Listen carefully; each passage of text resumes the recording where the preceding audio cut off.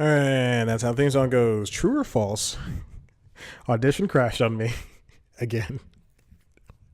And I was 17 minutes into the episode. Oh my gosh. I can't right now. This is ridiculous. I spoke for 17 straight minutes. That includes, I got to do something really quick. That really makes me so mad. I can't believe that I did that. Before I get started, I want to talk to you about a very funny podcast available on Stitcher Premium or wherever you get your podcasts, called Gossip. Gossip is like if Desperate Housewives and Sex and the City were in podcast form, says The Guardian. They're right. They're not wrong. Allison Raskin created they're not wrong. Allison Raskin created the show and stars in it alongside Victoria Royal and Amanda Perez. Each week, the three of them meet at the Golden Cup Coffee Corner to drink coffee and share the latest gossip floating around their not-so-traditional suburban town. Golden Acres. You can listen. Now, here's the thing. You can listen to this right now on any podcasting service. All 12 episodes of the first season are available right now. Here's the thing. It was only available on Stitcher Premium. It was a Stitcher Premium show. You pay $5. You get to listen to it and a bunch of other exclusive things. But now it's free for everybody. Check it out on Gossip. Check it out. Gossip. Today. Check it out. Okay. Here we go. All right. There we go. Just had to milk that for a little bit. Very mad that you didn't miss much. I was just talking about how they're doing some construction outside. I watched this movie called, a documentary called I Am Another You, about this guy named Dylan who chooses to be homeless on purpose. He chooses to be homeless. He chooses to be homeless on purpose. And then I said that was stupid. And he's kind of a turd. The movie came out last March 2017. Check it out. Because about halfway through the movie, the director says, "Okay, I'm not doing this because you're a dick," and she leaves. And then she meets his family. Turns out he comes from a really nice family. He just chooses to be homeless because he's a turd. So check it out. I Am Another You. Then I talked about Minimalism, the movie Minimalism, the documentary. It's not good. Don't watch it. And then I talked about, which is what I was on. Kidding. No, I was on Who is America. Who is America?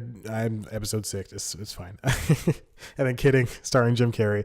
It's like Mr. Rogers, except if Mr. Rogers was getting he was separated from his wife, and one of his sons died, and he's going down into psychosis. And then I talked about Instagram. I talked about how I woke up this morning prior to this recording. So I'm very tired. I woke up at 4:30. Couldn't get back to sleep. I had a lot on my mind. And I decided to do something that I've been wanting to do for a long time. I'm going to tell this exact same story because it will waste time. I wanted to delete a bunch of photos on my Instagram and also clean up my followers or following who I'm following. So I did that. I'm down to 95 posts. But the thing is, I started out with I think I was at 120. So I just deleted and archived a whole bunch. Just the ones that the early ones where it didn't matter in 2012 when I just started using it. It didn't matter who I was. I mean, it does, but whatever. It didn't matter who I was. And I wasn't, and they had no likes. So it's fine. So I deleted those. And now there's the 95 of the top ones are left. Maybe I'll delete some more. But the thing is, I don't understand how people have 1,000. There are people I follow who have 1,000 posts. They also have 1,000 followers. They also follow 1,000 people. I don't understand it. Why do you follow so many people? Who are you going to see everything? I follow a bunch of famous people and then my friends, and then that's it. It's like maybe 60-40 friends, famous people. No.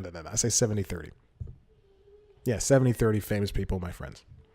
I don't need to follow a lot of people because I don't want to see a lot of people in my timeline. I just want to scroll through, see the 300 I like, go, all right, that's nice. Good, they got married. Nice. Nice. And that's what I comment. Nice. Not nice. Nice. Oh my God, I can hear them. I really hope this microphone does not pick it up, but it's an expensive microphone to my note. Measure everything by worth. $300 camera, $200 camera. It's still good, even though they're 10 years old. It's wonderful. Speaking of 10 years old, Adventure Time ended. That was the greatest segue. Adventure Time ended on Tuesday. Or Monday, Labor Day rather. And for the past week, besides, personal life stuff. I was in such a tizzy because I really wanted to watch Adventure Time live, the finale live, because I didn't want to watch. I mean, I have the Cartoon Network app on my Xbox. I gesture to it over there. That's off camera, but I didn't. I didn't want to wait a whole day to see the show. I wanted to see it because I knew it was going to be written about in think pieces all across the internet. They did 280 episodes, 10 seasons. Of course, those were aired sporadically. There was a gnat in here that bothered me during the last record. I gotta keep checking these stupid waveforms. Only 6 minutes in, I gotta do this again. But Adventure Time season 10 is definitely, I would say, the most. It's a very serialized show, but I would definitely say it's one of the most serialized seasons of that show. Last episodes, Come Along With Me, featured Sam Giabrone and Willow Smith as distant future versions of Finn and Jake. Willow Smith's character was a descendant of Jake, and I don't know what the heck Sam Giabrone was. But it's a very, I don't want to ruin anything. It's a very good finale. It's not great. It's very rushed. The 11 minutes per segment. It was 4 segments, so 44-minute episode just flew by. The act breaks and everything, and I mean there wasn't really a gumball war. There wasn't a gumball war, which is adorable that it stopped. That it stopped. Adorable that it stopped. It's but you know what? It's fine. I mean, I enjoyed it. I had a good time watching the show. It really did evoke an emotion within me. I was wanting to watch it live, so I got my parents' login to DirecTV, and I watched it on my phone. Can't watch it on my laptop because I don't have Flash installed because it's not 2004. So I mean, yeah, it was great. It had the ending, the last 3 minutes.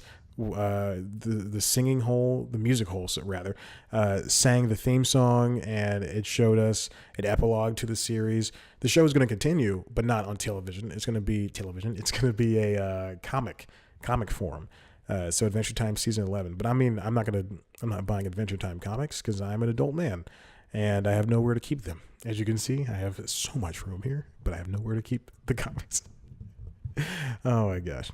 But it was a very good ending, and I'm glad it's over because Cartoon Network, Nickelodeon, and Disney Channel too, they all have issues with sporadically airing their shows. And I understand that these are kids shows and they don't need traditional seasons like something on ABC or something on TV Land. Why did I reach for TV Land? I don't know why, but I would like consistency.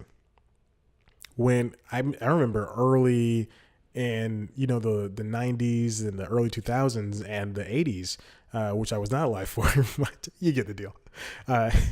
Early, but TV prior to 2008, you would get cartoons that were like not Dexter's Library. I don't know why. I don't know. You would get like a Johnny Quest or a Laugh Olympics. Why am I naming these old shows? You would get a show.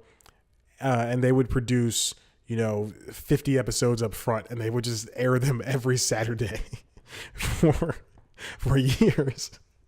And then once it got to the syndication, which is 65, then they'd just be done, which is wonderful. But it's really nice to grow up with to see Jeremy Shada grow up as a voice of Finn. Very strange. He's also another one of his shows. Voltron is ending, which I've spoken about several times on this show that no one cares about. I've seen. I know how many subscribers are, both the YouTube page and the podcast subscription. But what I'm saying is that cartoons should. I would just hold off on airing a bunch of episodes. I don't want. Cartoon Network does this thing. Cartoon Network especially is guilty of this. They'll do this thing where they will have Steven bumps, like for Steven Universe, or they'll have like a month straight of new episodes of, I don't know, Teen Titans Go or Amazing World of Gumball or any one of their shows. Clarence is over, but they would do like Monday through Friday at 5 p.m. They would air one 11-minute episode, and then that would be an entire season.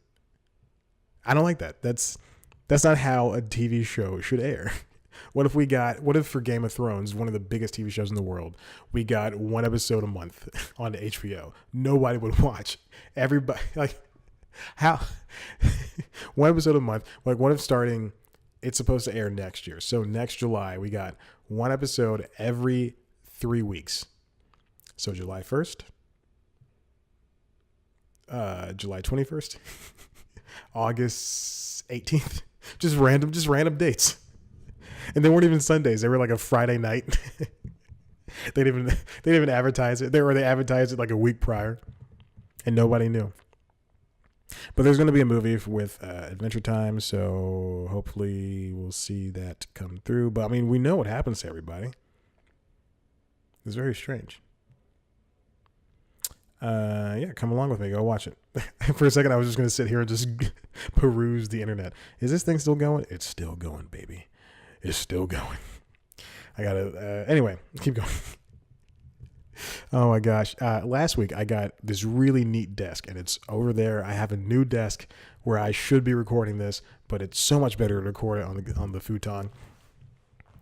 But it's a nice solid desk, white. They painted it white. They painted the wood white for some reason. It can fit my laptop on it. It's got the extra controllers on it. It looks great. It's wonderful. I'm so excited. I just want to tell everybody about it. It's a wonderful desk. Nice, solid piece of wood. All I need is a rolly chair. Oh, my God. I'm going to invest in a rolly chair, too. Invest in a rolly chair. That's the name of my first album. This week's episode of News Time is about creating its music and or artists who release albums without advertising it. Because Eminem just put out Kamikaze. And I talk about Beyonce, Eminem. I'm just padding this episode. This is a bad episode of this stupid show. Oh my gosh. I'm thinking about switching gyms. I go to a gym right now. That's about 20 minutes away, but it's a franchise gym, and I'm only paying $28. It's about 20 minutes away. I go in the morning, so it's 20 minutes away when it's like 5:30 in the morning. And then it's like 15-20 minutes away when it's 5:30 in the morning. And then when I leave the gym at 8:30, it is a 30-minute drive, 35 minutes.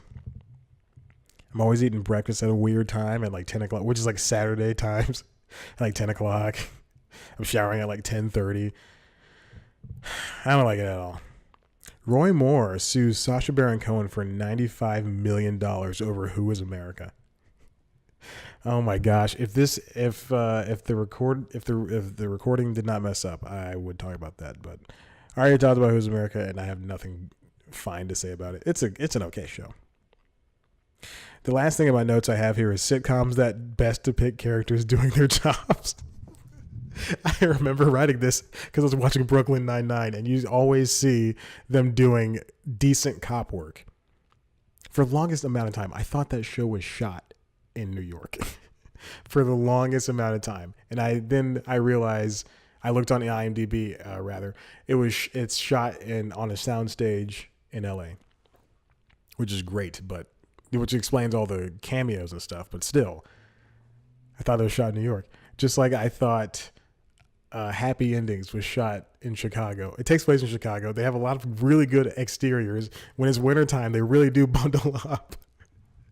But it's shot on a soundstage in LA. Why am I so gullible? For so long. When I watched Happy Endings when it started, and I would say, and it got canceled 3 years in, and I would say maybe up until 3 years ago, I thought that show was shot in Chicago on location.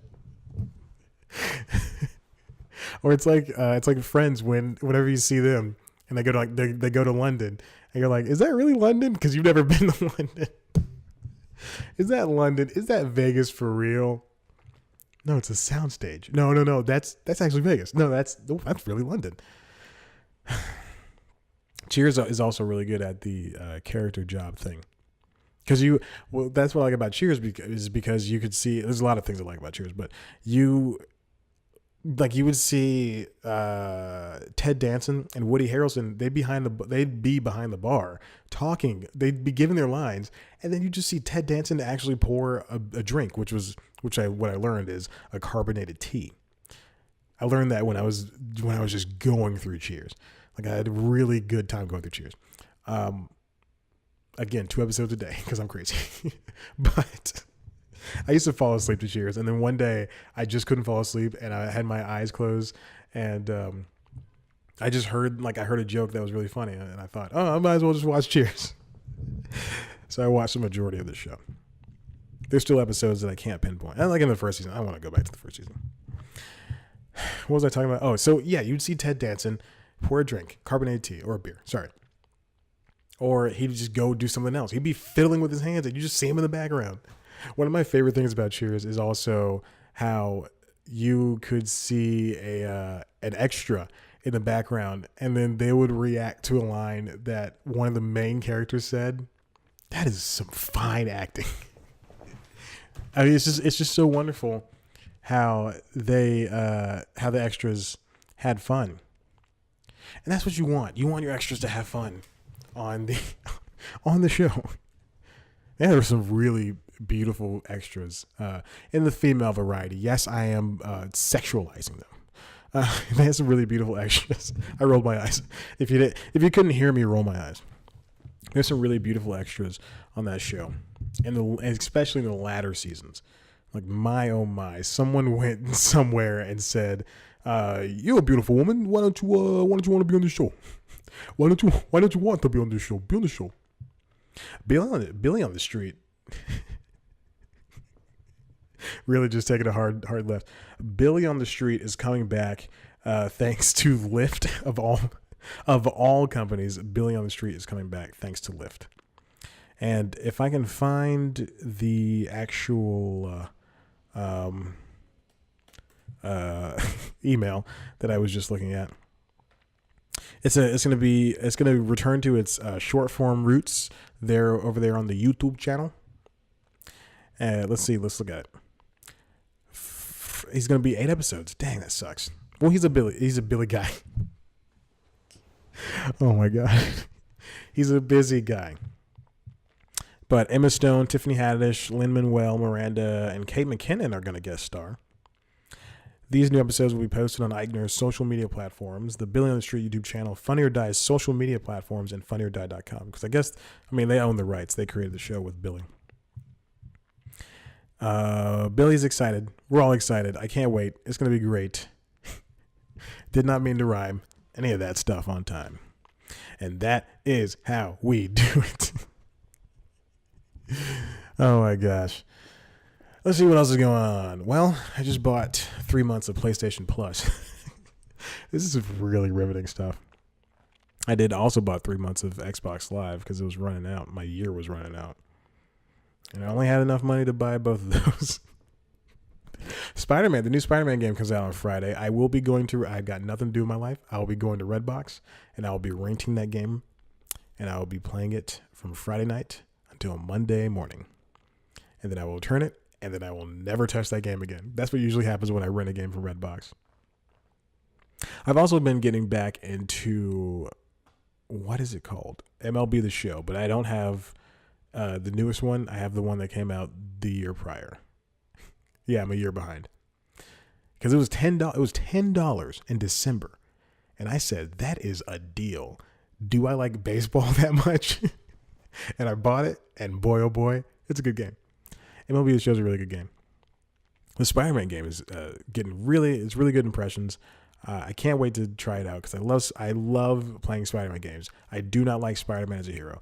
Here's the thing. I think a lot of Spider-Man, I don't want to relate to characters, and people always say, I love Spider-Man. I relate to him. I don't want to relate to superheroes.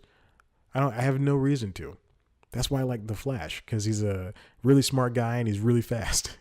That's why I like Superman, because he's just this alien from this world, from a different planet, trying to understand humans. That's what makes it beautiful. That's what makes it unique. I really am attracted to, I don't know what it is. I love the X-Men. I really, truly do love the X-Men because they, especially in the movies, but more so in the TV shows, they are really, but as really well depicted in the movies, they were able to politicize the issues with having superpowers.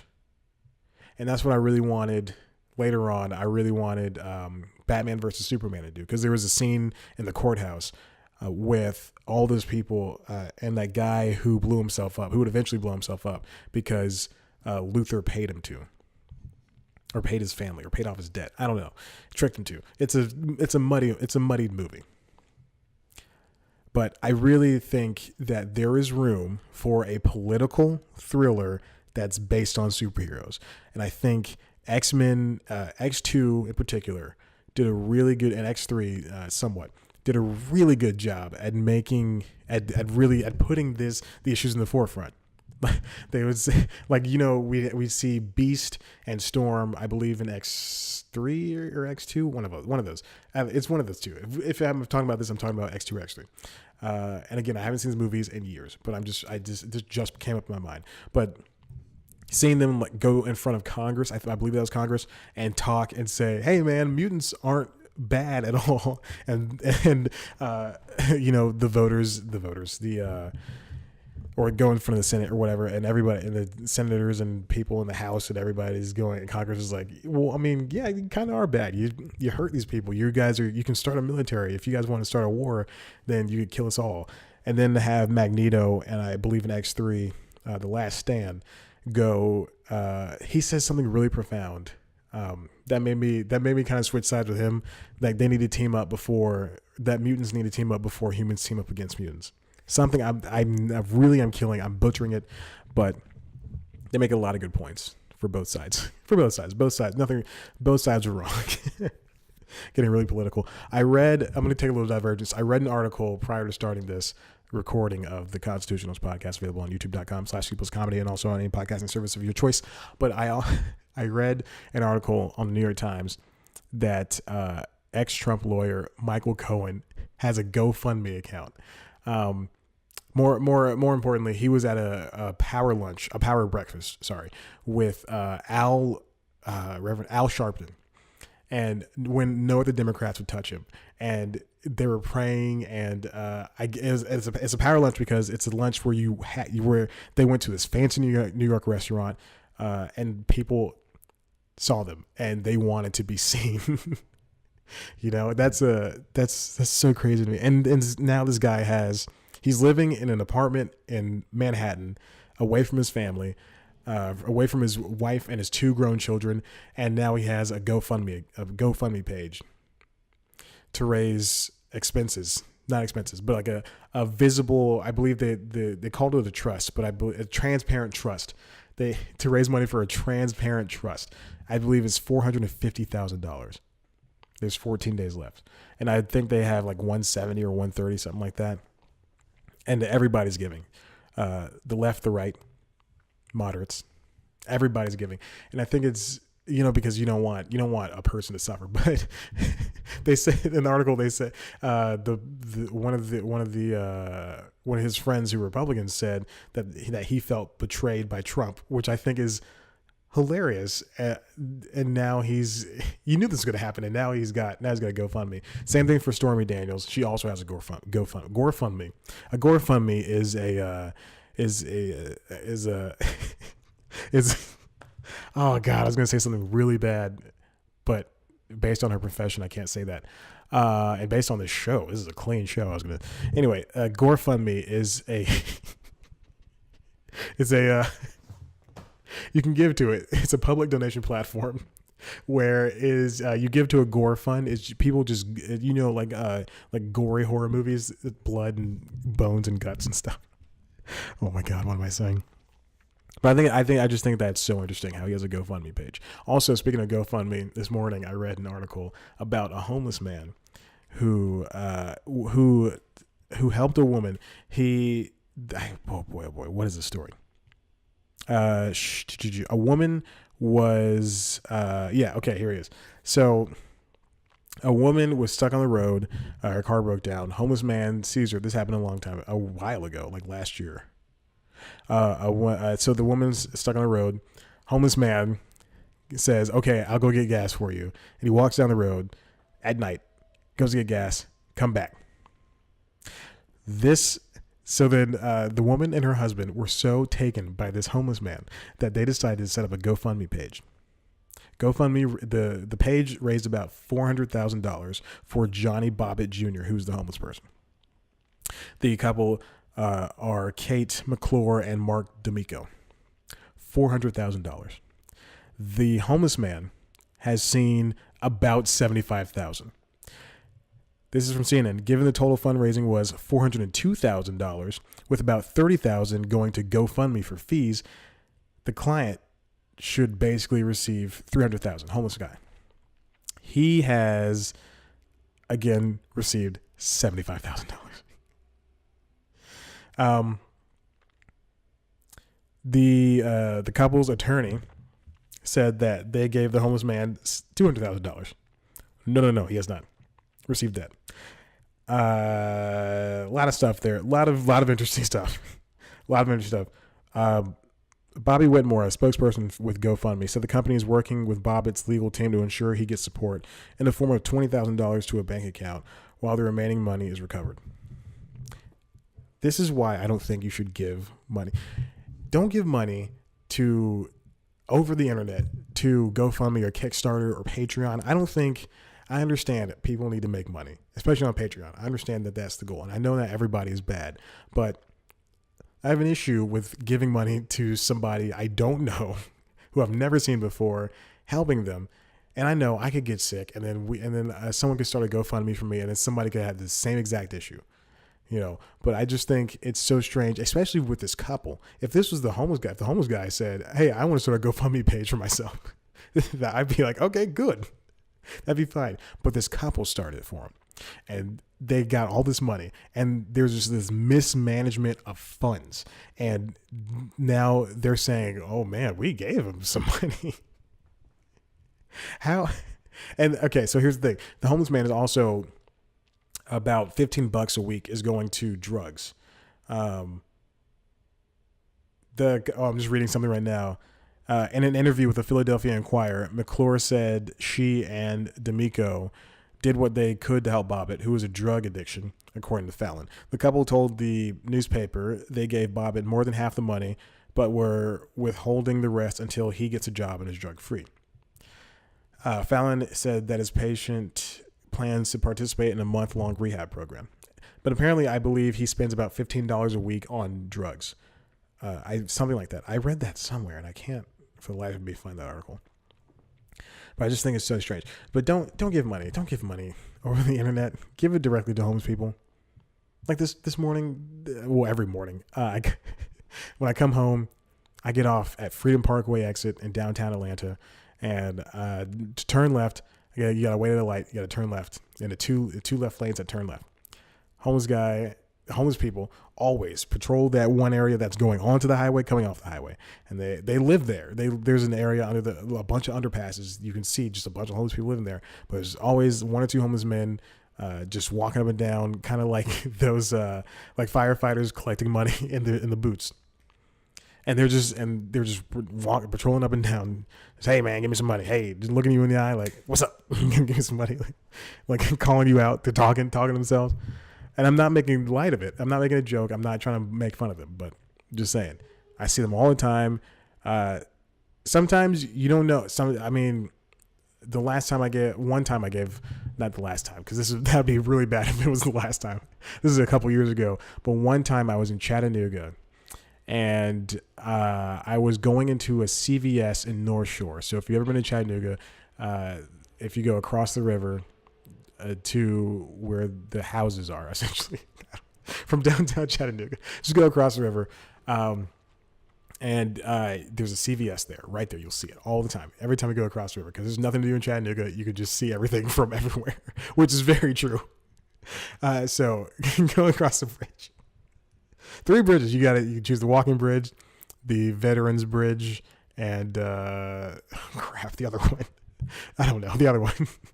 Anyway, go across the street, go across the river, and CVS right there. Jesus, CVS is right there. And I remember one night I was going in to get some ice cream, and I was going in, and this guy who was basically my age, it was this white dude, basically my age, had I want to say he had gauges, but I'm pretty sure he just had regular earrings, and he had a nose ring, but not like one like right here on like on a nostril. It was like on the bridge of his nose and at the under part.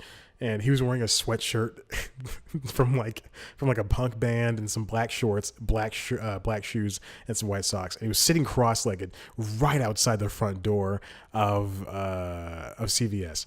And he goes, "Hey man," he stops me, the most jovial person. He goes, "Hey man, I'm a little down on my luck." "No, you're not, because I know you live in a house somewhere in North Shore." He's like, "Hey man, can I?" Oh no, he didn't say I'm down on my luck. He said, "Hey man, can I get some money to buy some candy?" And I said, no, I will buy you candy. And I went inside and I got him a ring pop, and I came out. I was like, "Here you go." He goes, "Ring pop." No homeless person is that excited for ring pop. Why in the world was he so excited for ring pop? Got him a grape ring pop, and he goes, "Grape, my favorite." That's how I know he's not homeless.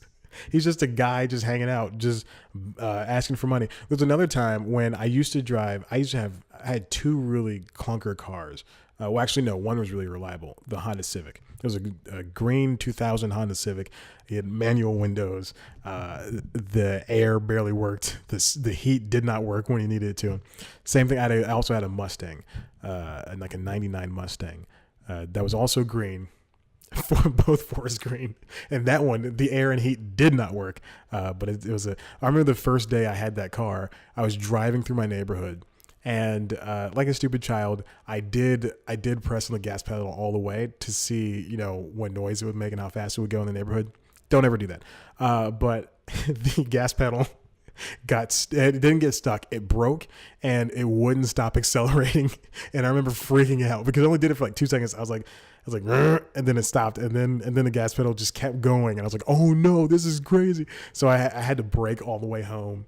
Got that fixed really quick. Anyway, I had the Honda Civic, and I was coming back from, I believe, one of my many jobs I had in Chattanooga. I told you I had several dozen jobs there, and I was coming back from the other side of Chattanooga, near like Hamilton Place, which is the mall area, and I was coming back towards the campus in downtown Chattanooga, and I stopped at this my car, the Civic, before I had it, or no, before like a certain period of time, there was like this broken coolant hose, and it would always just pop and break, and so I had gotten really good at fixing that. I got really good at fixing a lot of things on cars, but I got really good at fixing that, and I stopped at this gas station. And I bought coolant, like a $20 thing of coolant, which is too much money for coolant if you've ever had to deal with that yourself. And I pray you don't have to, because no one should have to deal with this kind of crap. But I did. So I bought like this $20 thing of coolant. I had no money. I had no money. Keep that in mind. I was coming back from work. I had no money. All I had was, $20 and a couple of like some change. And like I had like $22. So let's say I had like $22. So I go inside to buy coolant. I come back out, and my hood is up, so you can see I'm distressed. I got nothing for you. This guy walks up to me, does not even look homeless at all, and he's wearing these giant jean shorts that I swear to God, are sagging and touching the ground. I swear on my life, they were dragging across the ground. They were not jeans. They were jean shorts, very long, very big. He was wearing this giant shirt. I could still see his boxers though. His boxers, just crazy.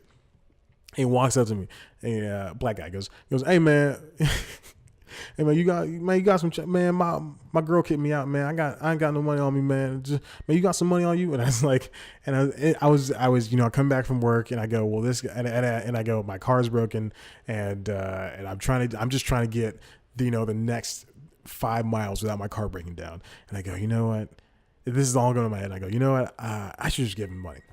And I only had like $22, like $22. I give him $2, which means I have no money left after buying the coolant. I give him $2. That's everything in my wallet. And he looks at it and he looks at me and he goes, "You ain't got nothing else?" And I go, "Oh, excuse me?" I go, "You see this? You see this car? How dare you? How dare you be picky as a person in peril? How dare you?" It's like seeing it's like giving a homeless person food from your lunch. Like, here's a banana, here's a pack of crackers. And they go, "Well, I don't really like bananas." Take it. Take it. I don't have to help you. I don't have to look you in the eye. I don't have to return. But you know what? I'm a good person and I want to treat everybody like a human being. And this man had the audacity to come at me with, "Oh, you ain't got nothing else?" I tell you, man, I'm done helping people. But that was years ago. I think that was like when I was like I would think sophomore year in college, like 2012. That's crazy though, man. How these people are just so rude. Oh my gosh.